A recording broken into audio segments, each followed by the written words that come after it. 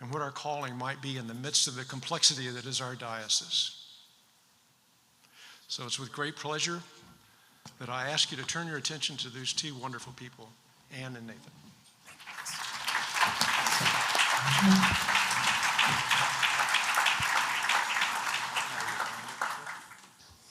Bishop Clark, members of the 188th Convention, it is a pleasure to join you today here on the banks of the Rock River. For the past 12 months, we have had the pleasure of working with Bishop Paula and your diocesan staff and many of you in this room as you have listened for where the call of God is leading you now as the Diocese of Chicago. Consistently, we have been impressed by the care and concern you have demonstrated for your shared ministry and your life together. Through various types of conversations with you, we have learned that some of the people of the Diocese of Chicago have faithful, sometimes strong opinions and wise judgments about where the Spirit is leading you next.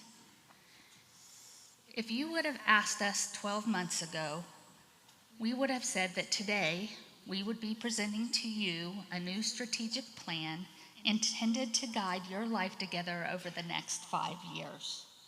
And yet, as you have heard from Bishop Paula, this is not what is happening today. Working with the Diocese of Chicago has underscored for us that these processes move with the speed of discernment rather than the speed of decision-making.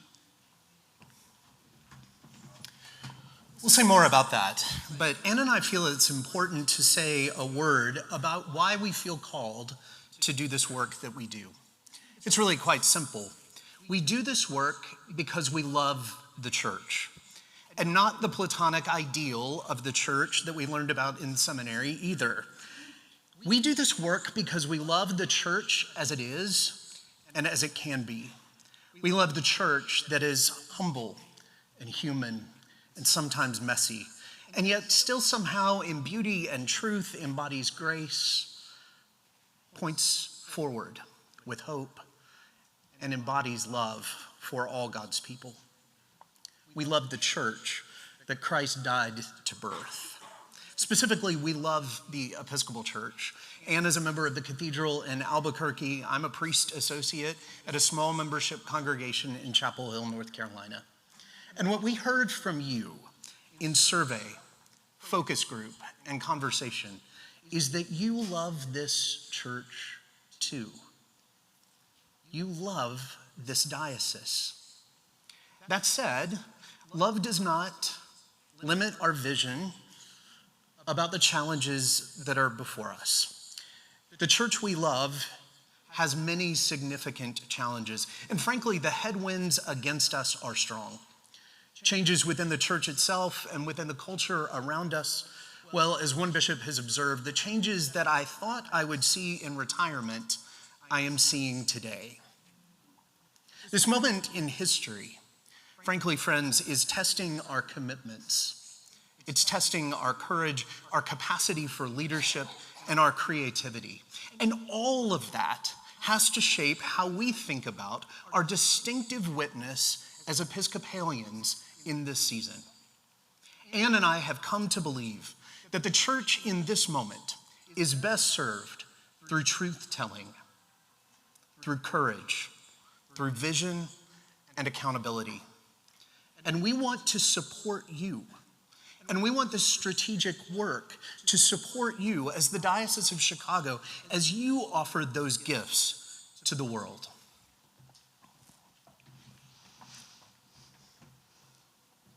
We see the horizon for the strategic work to be 18 to 60 months from now.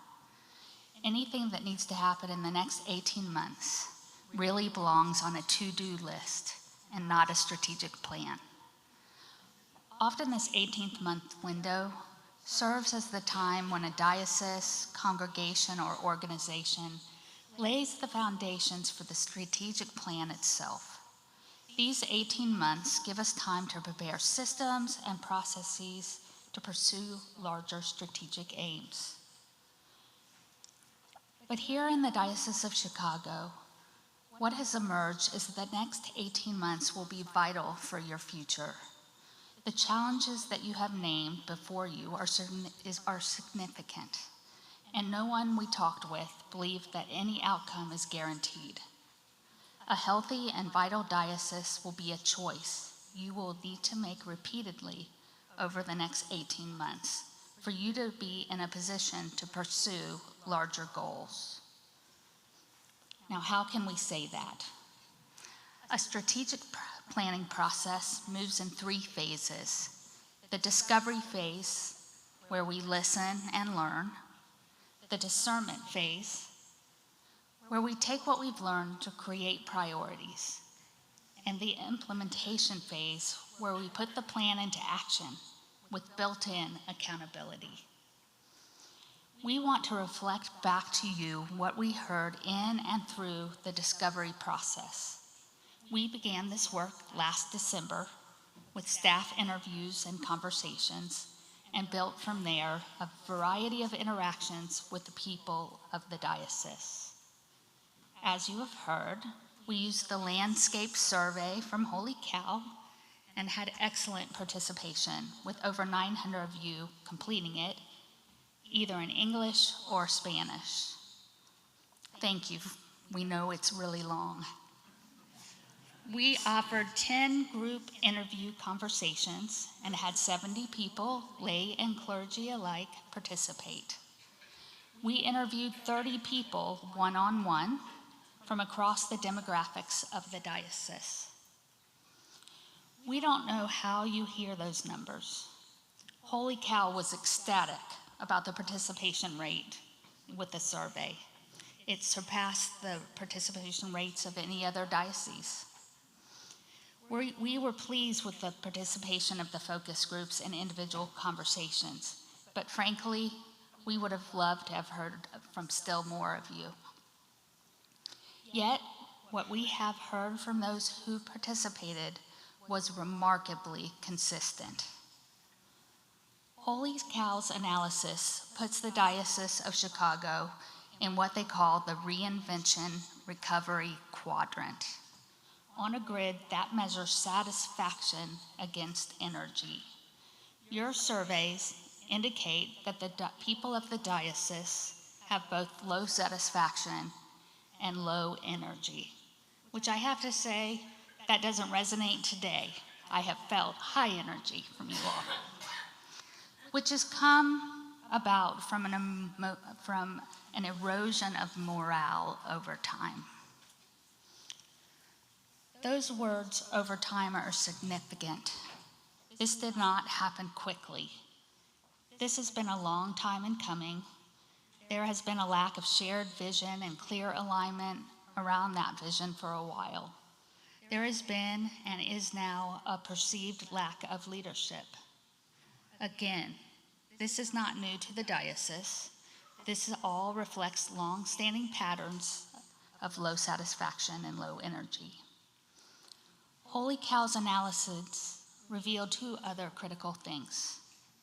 First, a significant number of the people in the diocese are holding back their time, effort, and energy from service to and through the diocese because they are not sure that the service is actually worth their time, effort, and energy.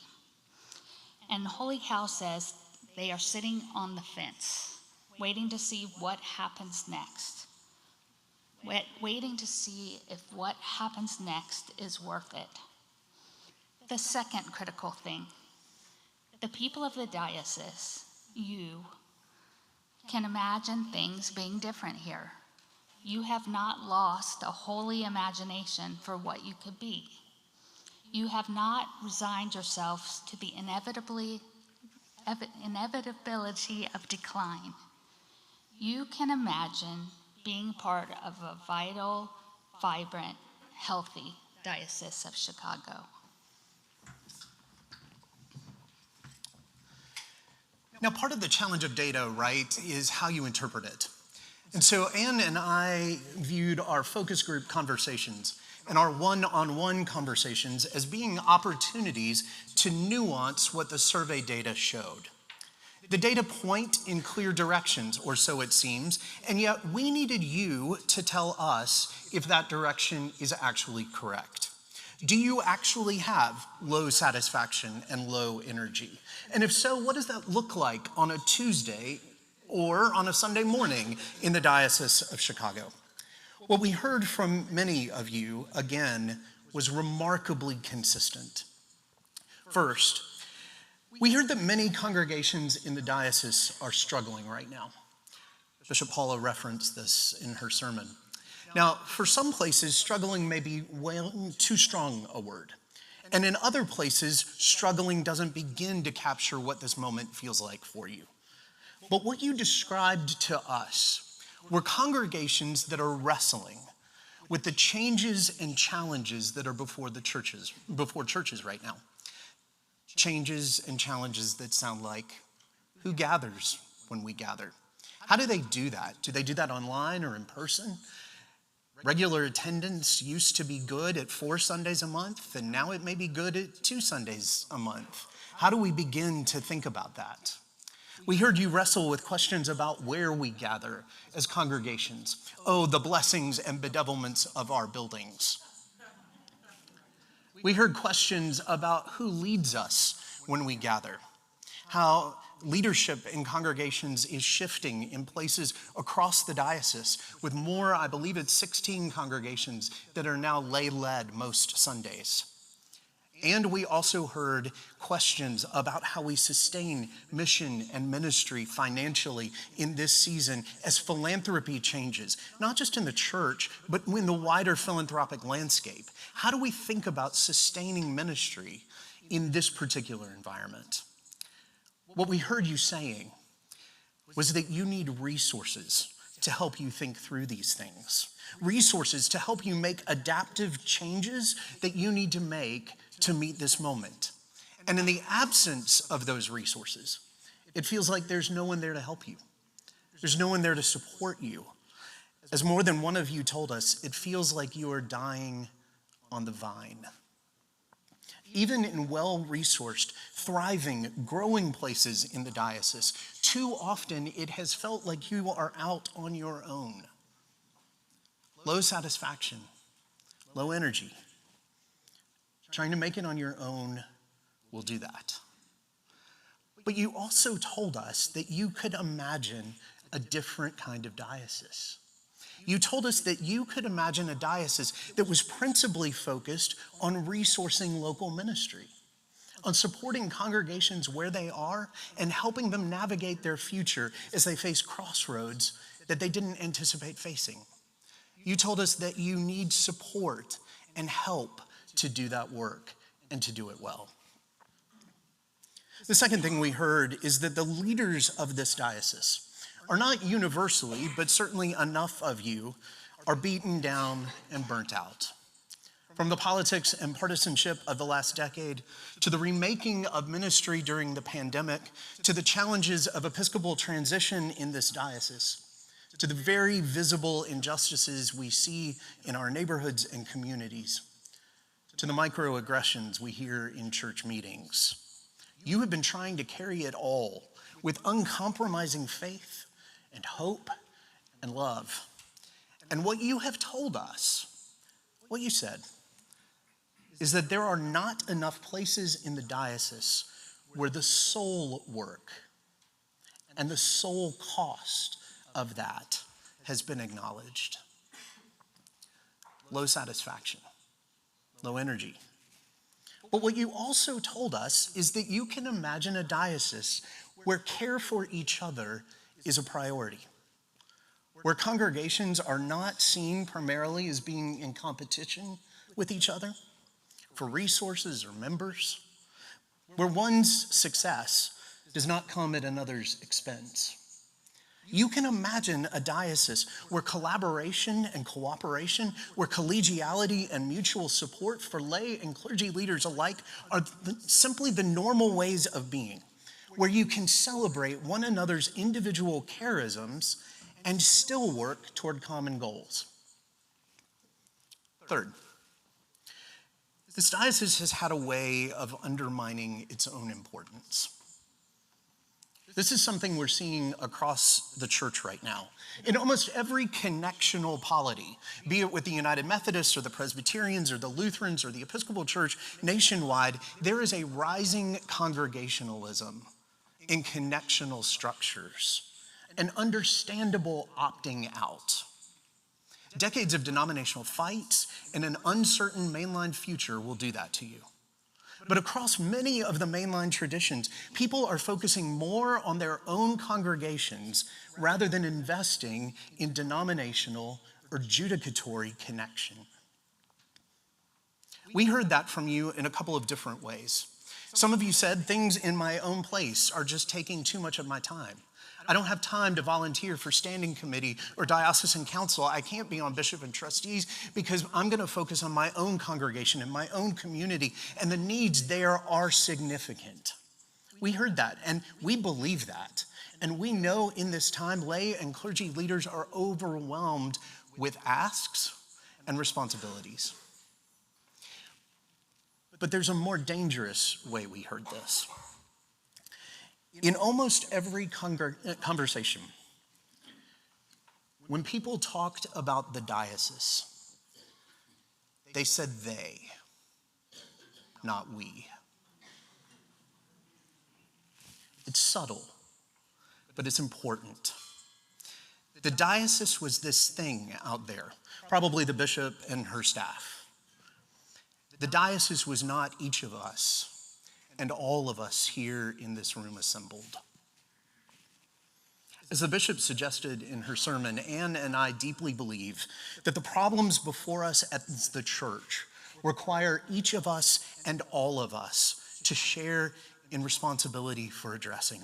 None of us is large enough or well-resourced enough to have the luxury of going it alone. And none of us is so small as to have nothing to offer to this moment. You are reweaving relationships in the Diocese of Chicago, and this is vital. What many of you said you can imagine is a diocese that is we the diocese, not they the diocese, where the diocese and the staff provide coordination and connection, supporting good ministries that are already happening, amplifying voices along the way. Not directing ministry, but supporting ministry. And you'll hear more about this afternoon when we hear from ministries across the diocese that are already doing remarkable things in remarkable ways. The spirit of we, though, is what we need.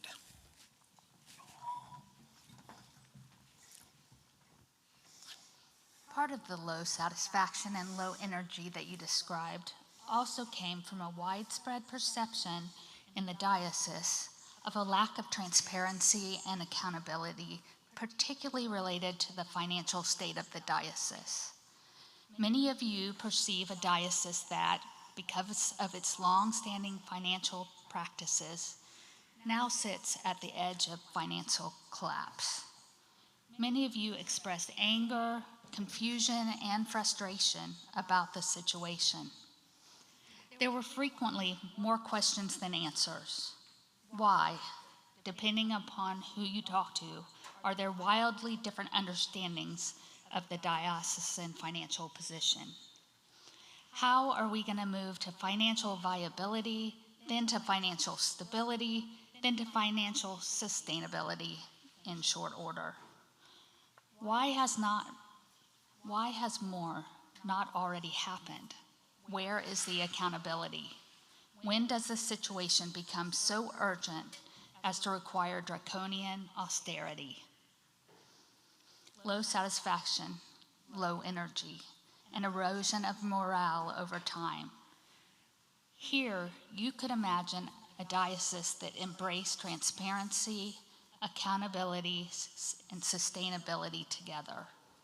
A diocese that could balance its short and long-term missional priorities with financial responsibility. Many of you said that getting the diocesan house in order was an immediate priority that could not wait for a strategic horizon more than a year away. Next, many of you, if not almost all of you that we heard from, expressed reservations about this very process. What we heard consistently were fatigue and suspicion. There have been so many surveys and so many listenings in the past, and yet so little change has occurred. One of the ways that one person said it this way: it is against my better judgment to participate in this process. I'm probably just wasting my time here. But I guess I still maybe have hope that things could be different in the diocese. Nathan and I admire those of you who told us these things. It's a rare kind of courage to speak truth. But the good news is that some of you can still imagine it being different, that you can imagine ways of harnessing the creative capacity of the people of this diocese to make change, to do real culture work, and to find new ways of being and serving together. Throughout our conversations and interviews, we heard deep respect for Bishop Paula as a spiritual mentor, pastor, preacher, and teacher. We heard that she was elected to be a change agent in this diocese, and that people are still hopeful that she will lead this change. We also heard that there were meaningful concerns about her health. We have heard that the diocese as a whole is still in the process of learning how to receive the gifts of a bishop who has a disability and serves in a role with significant expectations and responsibilities. As the bishop indicated in her address earlier this week, the Office of the Presiding Bishop is now actively working to support her leadership and to support the diocese in the months and years ahead. In this way, you are teaching the whole church something vital about how we might receive the gifts of all its leaders.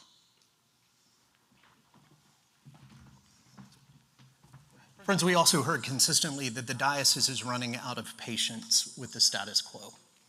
The challenges, and to be fair, the opportunities before you are perceived to be so great that what has been and what is now are no longer sufficient. You asked for significant change. As the bishop also mentioned in her sermon, your presence in this room is one marker of that coming change. You know, this was supposed to be an online convention as a part of a pattern of cost-saving measures, and yet you said repeatedly that you wanted to meet in person, to be together, to share Eucharist together and breakfast and coffee and lunch. And you reminded us that we belong to an incarnate, embodied tradition. And for Bishop Paula and the diocesan staff, well, they heard that and responded, and your presence here today together is part of this coming change. It's a foretaste, if you will, of what is coming in the diocese, about turning to one another in this moment, about being deeply invested in each other's ministries for the sake of the gospel and for the sake of the world. Also, we hope you've noticed in the last few months a change in diocesan communications. Many of you told us that you wanted an emphasis on prioritizing relationships, spotlighting wisdom, sharing resources, but above all, to tell stories, all the stories, the good and the difficult, the stories of thriving and figuring it out congregations. You said that you wanted the emphasis to be on connection rather than perfection, which to our ear was something new in the diocese. And the staff heard you and has responded. If those two short-term changes, we hope you've noticed, there were also 6 longer-term priorities that you articulated, both in the survey and in conversations that followed. In a gathering in May, Ann and I presented this information and those 6 priorities to a smaller group from around the diocese to test what we were hearing and to assess those priorities. And their message to us was frankly clear. 6 priorities are too many. As one person was speaking, it reminded me of the story in the book Essentialism, this curious linguistic note that in English, the word priority was never made plural until the 20th century. Before then, it was understood that a priority was singular. It was a singular focus, a driving aim. And yet in the middle of the last century, probably buoyed by post-war confidence, we Americans made priority plural. And we've been multitasking to our detriment ever since. The point is clear. Focus is key. 6 priorities for a diocese of this size are too many. Part of the concern of the people in that room was the feeling that the bishop, the staff, and leaders across the diocese are already stretched too thin. So not 6, they told us, try 4. In fact, try these that endeavor to shore up the fundamental elements of our life together before you try innovating. Here are the 4. Oops, one more. Together, let us build a sustainable future for ministry in the diocese. This looks like those financial concerns, but it also looks like structure, process, practices together, finding a way of life together that enables all of us, each of us and all of us, to live and to serve in a sustainable way. Second, support laity and clergy in deepening their faith and strengthening their relationships with God and each other. Third, build, rebuild, and sustain healthy and vital congregations. And for congregations that are approaching a crossroads, give them the resources to do their best discerning work, to hear God's call to them now and to change direction if needed. And then, while much of what we have said have focused on the places where you all expressed concerns or fears or frustrations, there was so much said about your social outreach and prophetic witness together as a diocese. And what we heard again and again was encourage that outreach and prophetic witness in every community in our diocese in ways that make sense contextually. Support us in doing the work of gospel ministry where we are. Let these 4 priorities shape the life and ministry of the diocese. So informed by their wisdom, we then, with the help of the staff, invited other smaller conversations, each focused on one of these priorities.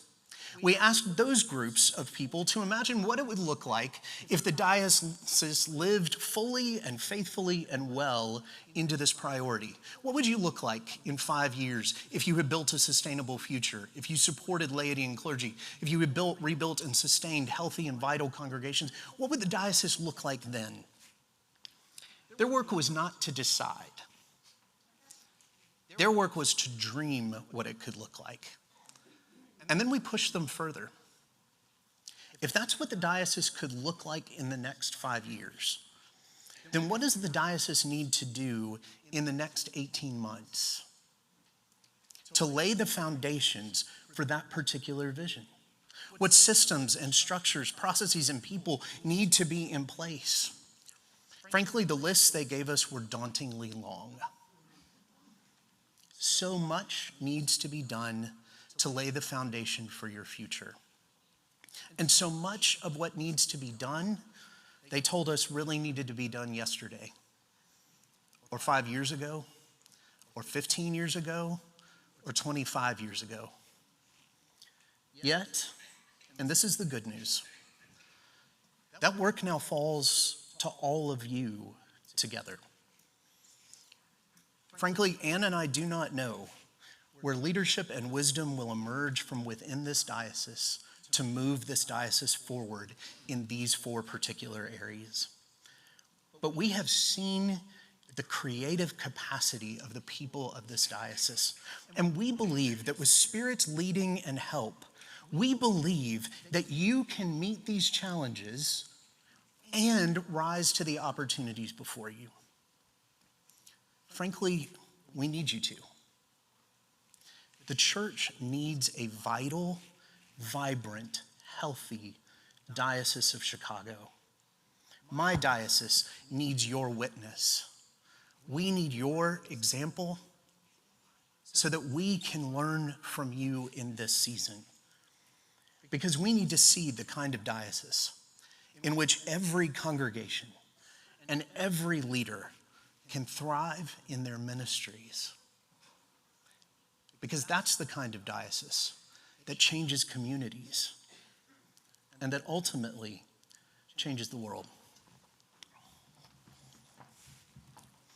We will now hand this back to Wes, who will be talking about what comes next. After Wes speaks, we invite you at your tables to access a QR code that is there that will lead you to a form that will ask you some questions about these priorities. We invite you to discuss these at your tables and to fill out the form yourself or as a group.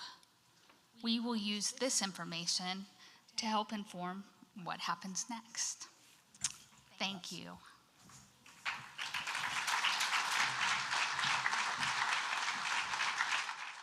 Well, thank you. Thank you all for your attention. Thank you for your input over the year. But I also need to thank a few other people. Thank you, first of all, Bishop Paula. Bishop Paula, for your patience, for your guidance, and for your presence during this time. To the staff for hours and hours and hours of work. And to Saison for the wisdom, the discernment that you've just heard. And to all of you who have participated as much as we could. It's now my pleasure, challenge, opportunity, to talk about, so where to from here? Where to from here? You just heard a very insightful and a very complex assessment of where we've been. The natural question, after hearing those 4 priorities laid out, is to say, where to from here? But let's pause for a minute and maybe rename where we are now. Instead of a strategic plan, which kind of says nicely bundled and very clear and detailed, let's call this a renewal plan. The strategic plan will come. If you heard Nathan say, we have to put the fundamentals in place before we can innovate. Think about that.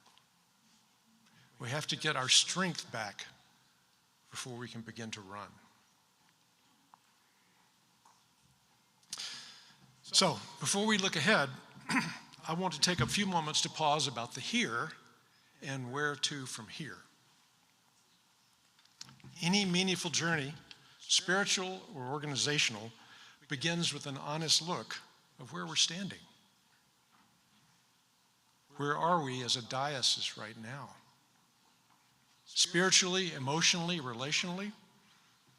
We've walked through challenges, transition, uncertainty, pain, loss, and pieces have been scattered along the way.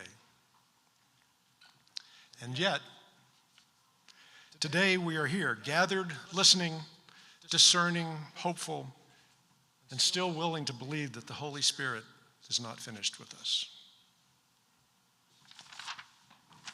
I want to talk about the moment of here, and to do that, I thought about using an Apple TV show called Ted Lasso. Hey, great. Anybody seen Ted Lasso? Well, it's a story about a soccer team, yes, but at its heart, it's really a story about people learning to trust again after conflict, disappointment, and brokenness. Early on in the show, Coach Ted Lasso places a sign over the locker room door that simply says, I have that sign. We will hang it over our diocesan door. So why did I pick that? That sign meant something more to the team because it reminded them to believe in each other time and time again as they faced the collective challenge, sports, but they're very complicated. And then there's that moment, you all remember, when that sign is torn, ripped into pieces. Suddenly, there is no more sign, and it's in many, many pieces. What does the team do? They fish it out of the garbage can. They don't throw it away. They don't wait for a new one to magically appear. They gather the pieces, every jagged edge, and they put it back together. Crooked, imperfect, but the act of rebuilding was the point. Caused me to wonder, could this be us? We too have lived through seasons when things felt torn. Trust, relationships, confidence, clarity. Pieces ended up on the floor.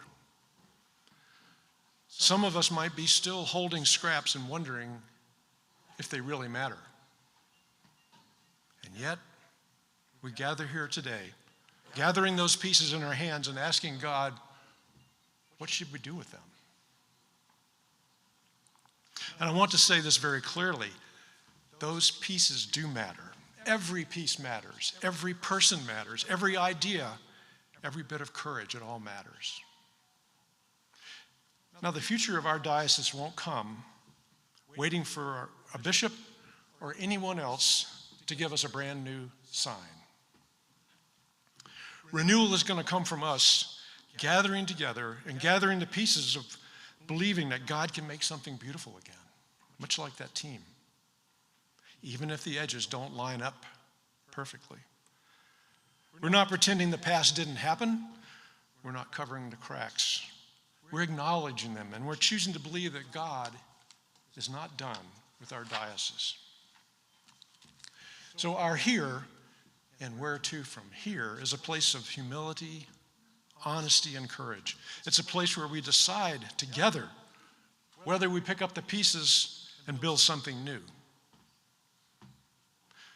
So, back to the question, where to from here? If the here is about picking up the pieces and shaping them to the future, what's the to? Where to from here?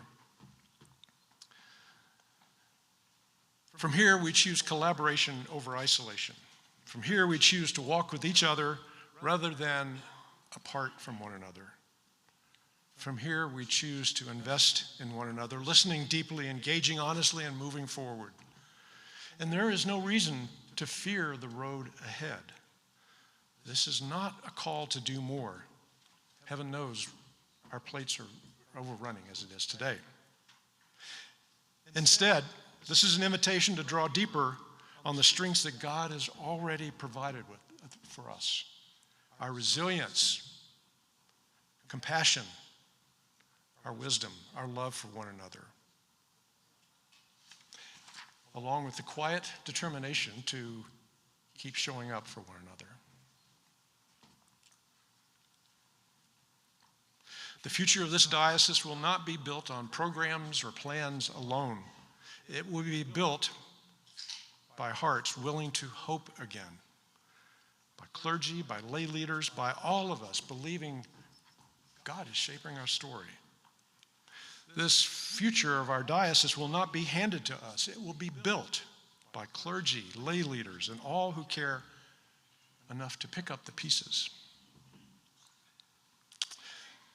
So where to from here? There's a missing piece, and that's how.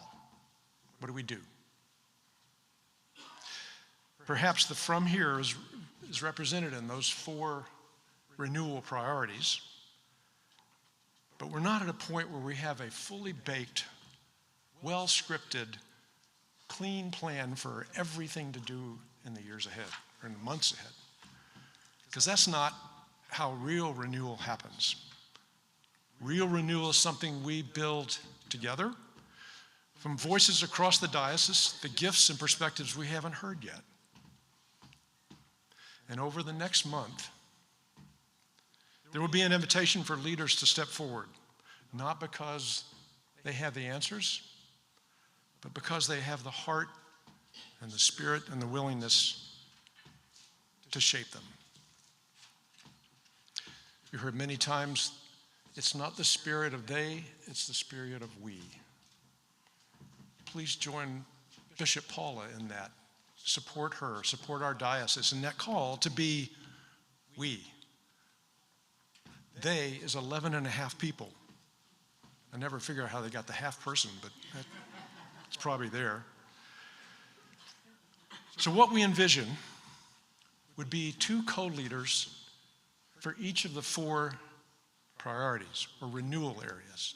2 co-leaders. And these co-chairs will not work alone. We're not adding burden to more burden. The first task will be to convene and gather a small team from across the diocese, clergy, lay, seasoned leaders, emerging voices, young and old, people who care about that particular priority and want to bring it to life. These teams will help us listen more deeply, surface ideas and concerns we may not have heard yet, and shape both short-term and long-term actions. This is not a call to fill committee seats, but it is a call to help build a future together. It's my hope that we can create a path forward that's collaborative, realistic, and grounded in shared leadership. A structure where no one carries everything and where every voice has a chance to be heard. In the coming weeks, you will hear specific invitations, and you will have the opportunity to step forward or to recommend others. But for today, I want you to hear this. There is room for your work, room for your gifts, room for your wisdom, room for hope. And I invite you to do what that team in the locker room did. Pick up a piece. Bring what you've got. Step into the work. Choose a priority. Offer your gifts. Help rebuild what has been torn, not alone, but together. And don't wait for permission from the bishop.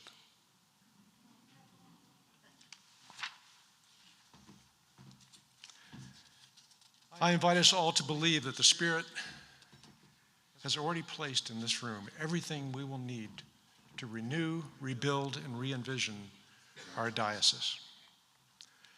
And that's our call now, not to be perfect, not to have all the answers, not to wait until we have a perfect, well-defined plan, but to lean into the unknowing. Actually, it's not unknowing. We all know what we need to do. We just have to do it. And I truly believe that as our long future begins, it can only begin the moment we stop waiting and start rebuilding together. And I'd like to close with yet another movie reference. Anyone seen Apollo 13? Anybody remember the moment when the ground crew has lost all hope? There's no way they can bring the crew back alive. And the crew is complaining, we have no solutions, we have no answers, we have no way forward. And what does the mission commander say? Gentlemen, this could be our finest hour. Thank you. Let's get to work.